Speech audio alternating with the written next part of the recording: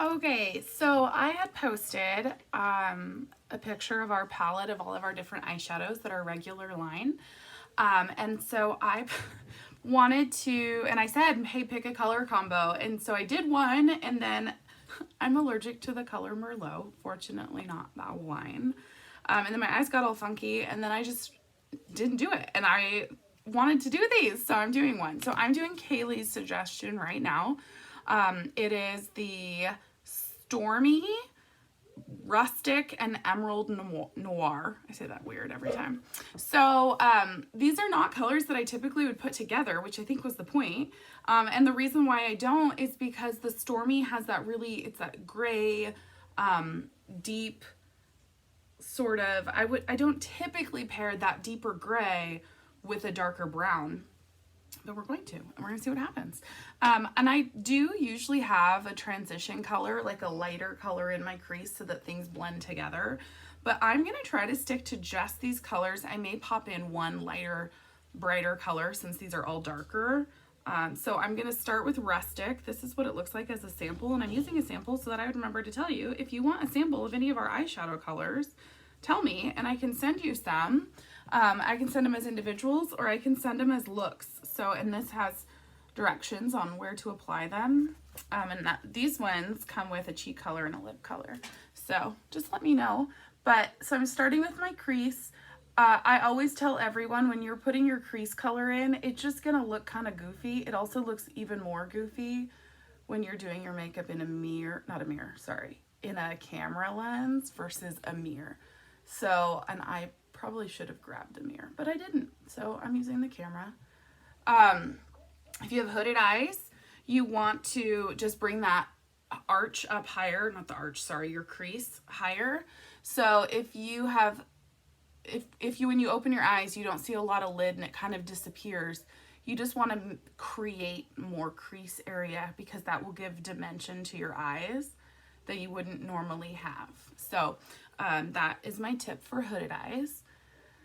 And always just blend. If it's too dark, blend. Don't take stuff off unless you're just absolutely hating the color. And you can blend with a clean brush, or you can take a lighter color on your brush and blend with that. It'll soften it regardless. So I have just put the brown, the Rustic, in my crease. I made it a little bit darker because I'm pretty sure I'm going to blend some of it out and I want to still have that color. And then I'm going to put the Stormy on my lid. So I'm using the all over eyeshadow brush. First I was using the crease brush. This is the fluffiest brush. This is the one that you get, you can get it all over the place. So if you're using really bold colors like the Emerald Noir, I would use a different brush.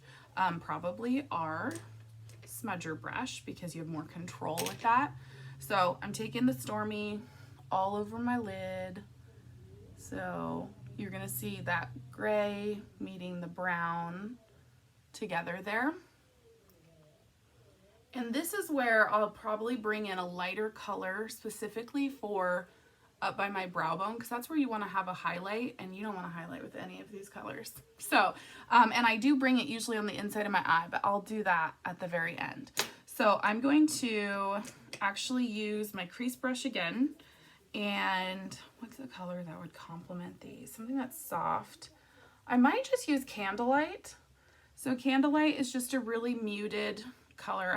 I'm going to show you, but one, don't judge how dirty this is, but also so much of it is almost gone because I use it a lot.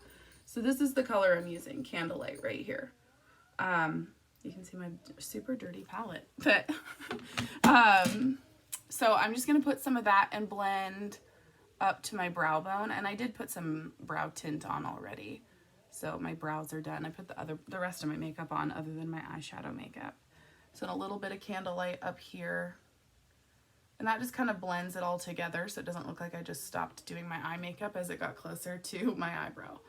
So Candlelight is there. So the last color is the Emerald Noir, the green color, and I'm using my smudger brush.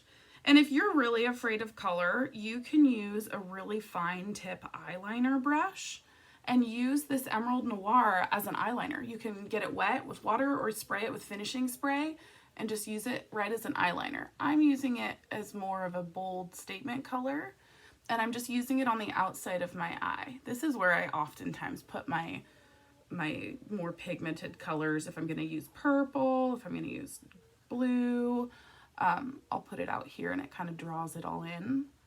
So I don't know if you can even tell that it's green.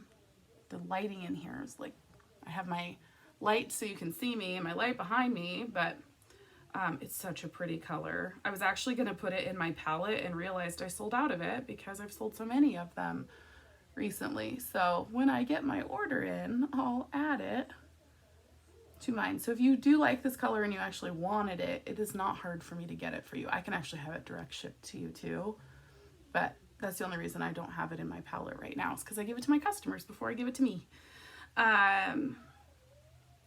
Okay, so the green is here. So I have your three colors, Kaylee. I have the Emerald Noir, which I have some fallout, but that's probably because I'm using the sample and I'm just like swirling around in the sample color.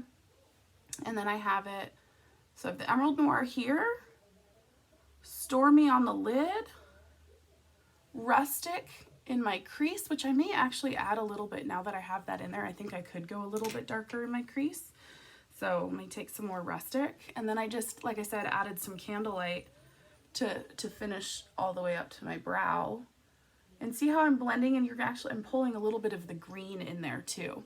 So it just depends on which color you want to be the most predominant color. And then I'll finish this off with some eyeliner.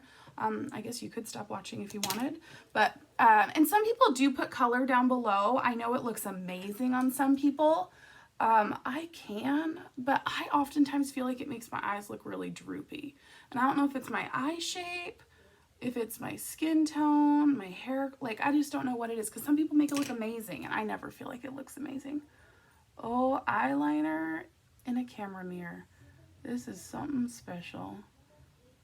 Also, I need to open a new one of these. I've had this one open for a very long time and it's starting to be at the end. I don't know if you can, oh yeah, there's a little bit there.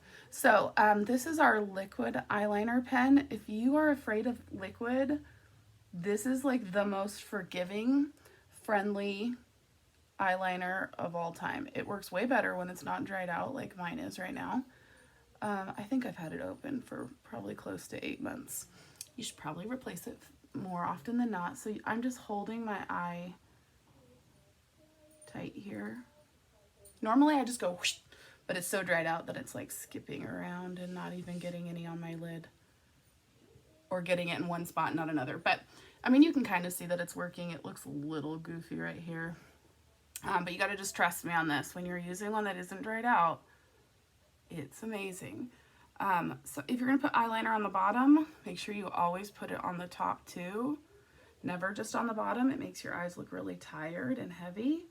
And I never go all the way across.